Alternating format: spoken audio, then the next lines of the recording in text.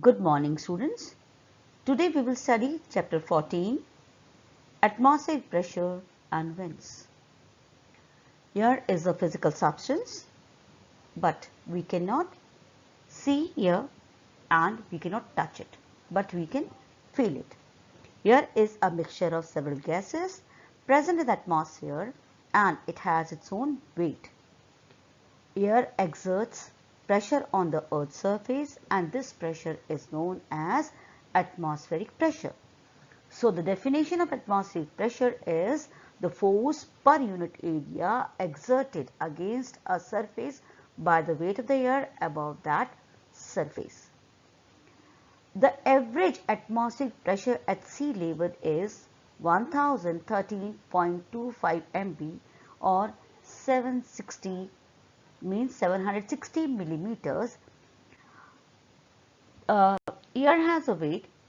So you must have done various experiments to know that air has a weight. Here, two balloons are tied with the stick.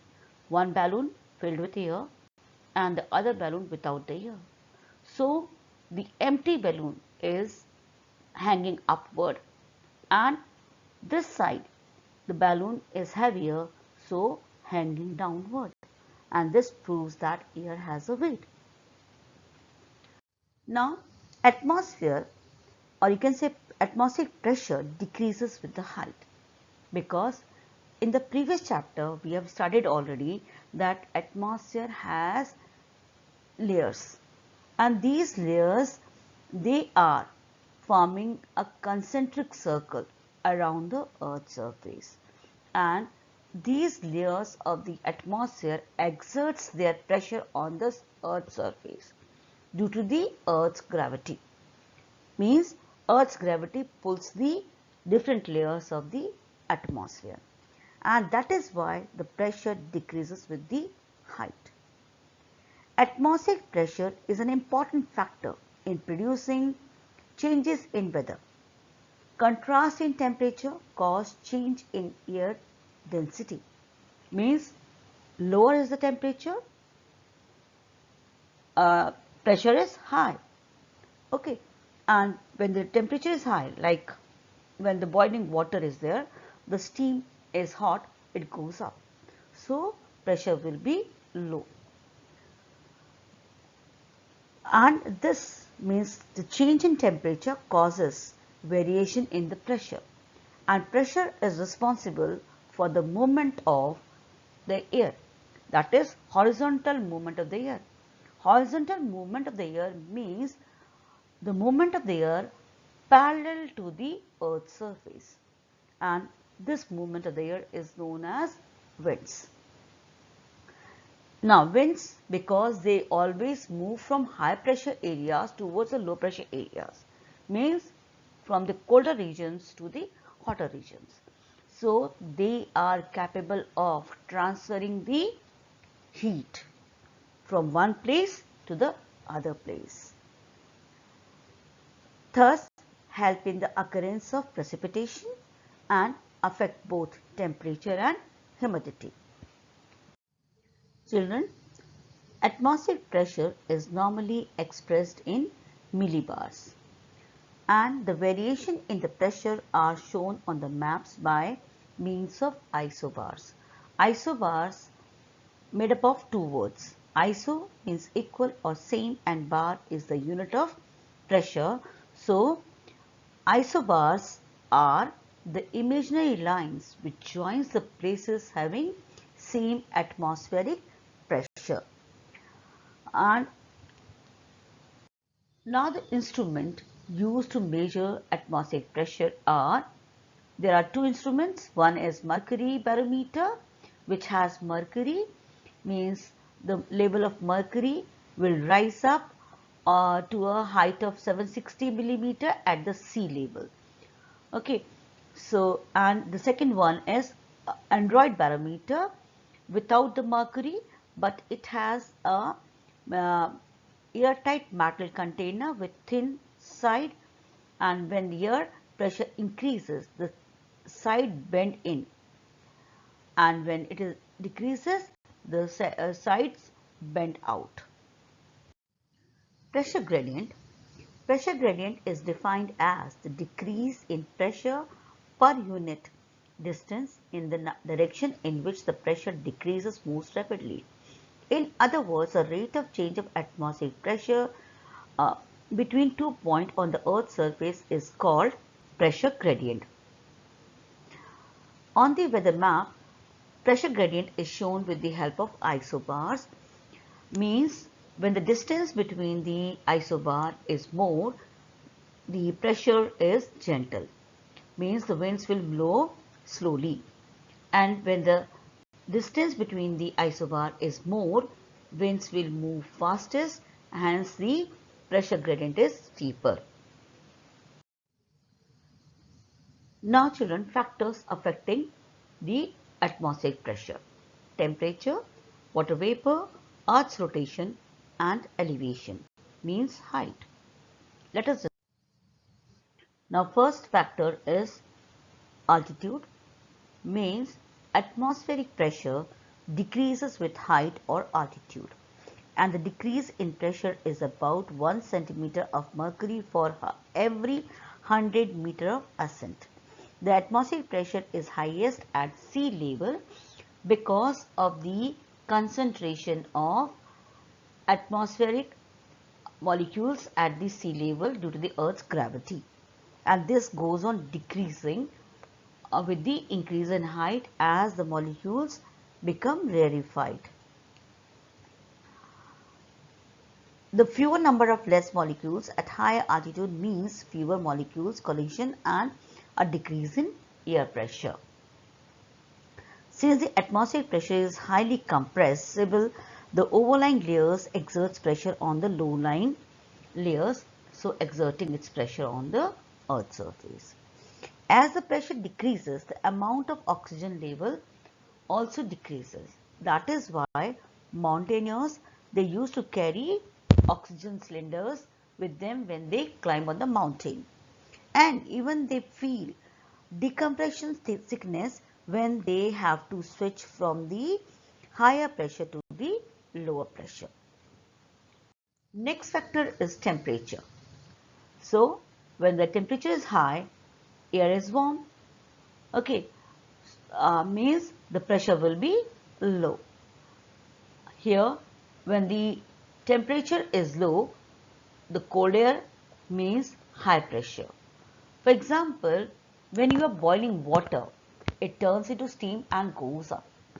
But when you take out ice cubes from the freezer, the steam from the ice cubes or any cold object, it comes down because it is denser and heavier. Now, warm air means less dense, therefore less pressure. Cold air, more dense, therefore more pressure.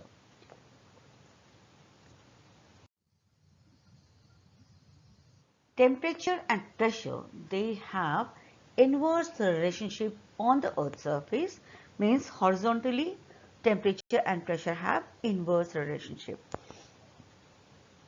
Equatorial region known for high temperature throughout the year, but the pressure is low because hot air goes up. Polar region, which is having ice or you can say frozen area, low temperature throughout the year, so pressure is high. But with the height, temperature also decreases and pressure also decreases. Temperature decreases because the lower layer of the atmosphere are heated by the Earth's radiation. This we have studied in the previous chapter. Okay, and pressure decreases because the maximum concentration of the air is towards the Earth's due to Earth's gravity, and it becomes, you can say, rarefied with the increase in height. So here means vertically temperature and pressure, they have got direct relationship. Means increase in height, decrease in temperature and decrease in pressure. Now air pressure and water vapor. Water vapor is lighter than the oxygen nitrogen and hydrogen molecules. Oxygen and hydrogen, these are present in water. So as you add water vapor to the air becomes lighter. Lighter air does not push down as hard and pressure is lower. With this you can see here, okay, this is air with water vapor, so lighter, and this is air molecule without water vapor, so heavier. Water vapor concentration affects atmospheric pressure because the molecular weight of the water is less than the average molecular weight of air. Humid air is less dense and exerts less pressure than the dry air. Now children, fourth factor is the rotation of the earth. So due to the rotation of the earth, the bulk of the air at the poles is thrown towards the equatorial region. Since the equatorial region receives the great amount of heat throughout the year, so the warm air ascends up and creating a low pressure area here. Whereas at the poles, the cold heavy air sinks down and creates a high pressure. In fact, temperature and rotation of the earth, they are responsible for the formation of world pressure belts. These factors make air pressure an important parameter in predicting the weather also. In general, weather becomes stormy when the air pressure falls, that is generally due to the warmer humid air and or convergence of air masses at the surface of the earth. Convergence means like here, this wind is going towards the north and from the north wind is coming towards the south. So this area is a convergence zone, and here the strong stormy winds can occur. So cyclonic rainfall can occur here on this convergence zone. Now children, world pressure belt. So on the earth's surface we have 7 pressure belts.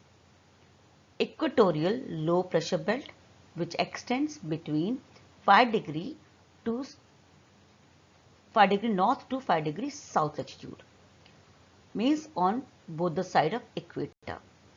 This belt is also known as doldrum belt because of calm conditions, means the breeze which blow here is of very low velocity. Subtropical high pressure belt. This belt is found on both the side of the equator, it means in both the hemisphere, between 30 degree to 35 degree north and south. This belt is also known as horse latitude. There is a story behind it, I will tell you later on. Then circumpolar low pressure belt, which also exists in both the hemisphere between 60 degree to 70 degree north and south.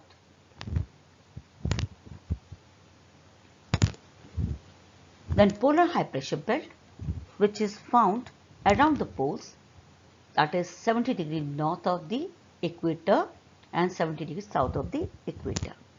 Now children, equatorial low pressure belt and polar high pressure belt, these are thermal in origin, means they are formed due to temperature variation. Here equator receives high temperature throughout the year, hence the low pressure area is here, whereas at the poles low temperature throughout the year, hence area of high pressure.